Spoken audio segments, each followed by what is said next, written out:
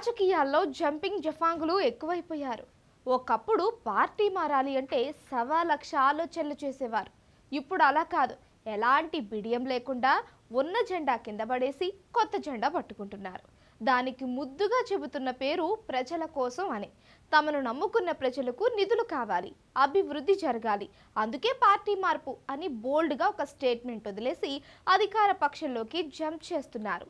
అధికారం ఎక్కడ ఉంటే అక్కడికి వెళ్ళిపోవడమే వర్తమానంలో సాగుతున్న రాజకీయం. తమను ఫలానా గుర్తు మీద ప్రజలు ఎన్నుకున్నారు కాబట్టి పార్టీ మారడం వారిని మోసగించినట్లు అవుతుందని అసలు ఆలోచించలేకపోతున్నారు.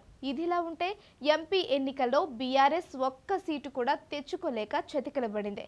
0 మార్కులను సాధించింది. దాంతో బీఆర్ఎస్ ఫ్యూచర్ మీద బెంగటిల్లి పార్టీ మారుతున్నారా, లేక తమ రాజకీయం ఎప్పుడు అధికార పార్టీలోనే కొనసాగాలని భావించి గోడ దూకుతున్నారా తెలియదు. కానీ జంపింగ్లు అయితే ఒక రేంజ్లో తెలంగాణలో సాగుతున్నాయి. ఒకరి తర్వాత మరొకరు అనుకుంటూ బీఆర్ఎస్ ఎమ్మెల్యేలు అంతా కాంగ్రెస్కి దగ్గర అవుతున్నారు.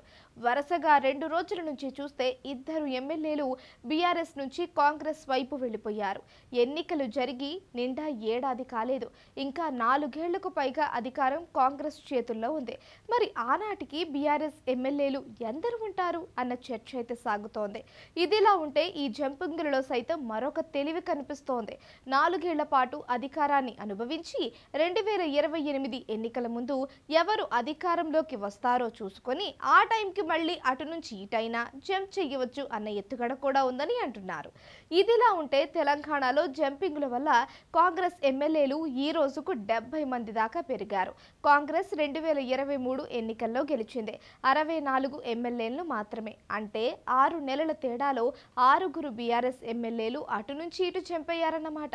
మరి రానున్న రోజులలో ఇంకా మారుతారు అని అంటున్నారు. కాంగ్రెస్ వర్గాలు చెబుతున్న దాన్ని బట్టి చూస్తుంటే 25 మంది దాకా ఎమ్మెల్యేలు క్యూ కట్టి ఉన్నారట.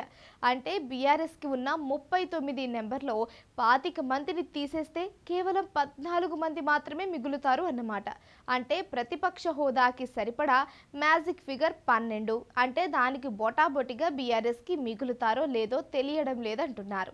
ఇక బీఆర్ఎస్ ది చూస్తే అరణ్య రోధనగానే ఉంది.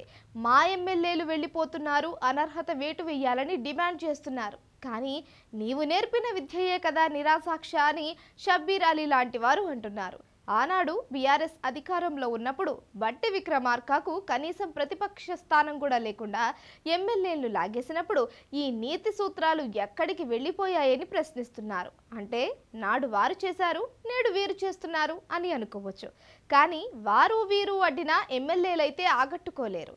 వారంతటి వారే అధికార పార్టీ వారికి టచ్లోకి చేరిపోతామని అంటున్నారు. ఇదే ఇప్పుడు రాజకీయాల్లో వింత పరిస్థితి. ఈ ధోరణి ఎంతలా పెచ్చిమీరితే అంతలా ప్రజాస్వామ్యానికి విఘాతం ఏర్పడుతుంది అని అంటున్నారు. ఇంకోవైపు చూస్తే బీఆర్ఎస్ ఎన్నడూ లేనంతగా సంక్లిష్ట పరిస్థితిని ఎదుర్కొంటోంది. ఆ పార్టీలో ఎవరు ఉంటారో ఎవరు వెళ్ళిపోతారో తెలియని పరిస్థితి ఉంది. ఇక పార్టీని 4.5 ఏళ్ల పాటు గట్టిగా నడపడం కష్టమే అంటున్నారు.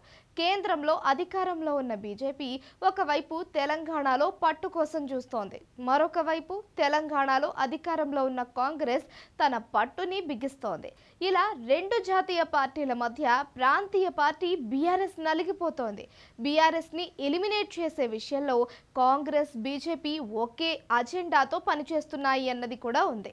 మొత్తం మీద బీఆర్ఎస్ ప్రతిరోజు జంపింగ్ జఫాంగులను లెక్క వేసుకుంటూ చింతించడమే మిగిలిందా అంటే ప్రస్తుతానికి ఇంతే అనుకోవాల్సిందే.